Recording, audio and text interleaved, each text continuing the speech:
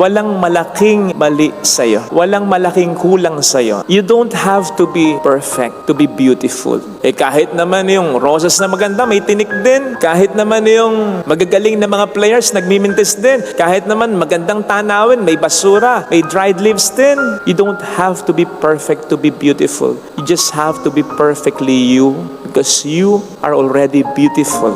Yung mga kakulangan, kapintasan mo, bahagi yan ng kagandahan mo sapagkat minarapat ng Diyos na maging bahagi ito ng pagkatao. Again, no one is perfect. May mga kakulangan tayo. At yung kakulangan na yan, talagang dinesign ng Panginoon yan para kompletohin ka ng taong magmamahal sa iyo. Kung paanong kukompletohin mo rin ang kakulangan sa taong mamahalin mo. Pero hindi ibig sabihin, necessary dapat asawa mo. Tama namang iba yung pagmamahal ng isang asawa. Pero, kaya mo nasabi ang iba ang pagmamahal ng isang asawa, iba rin ang pagmamahal ng isang ina, ng isang ama, ng isang kapatid, ng isang kaibigan. Basta ang mahalaga, may mahalin ka at sa'yo ay may magmahal talaga na sigurado namang meron. Naniwala ka.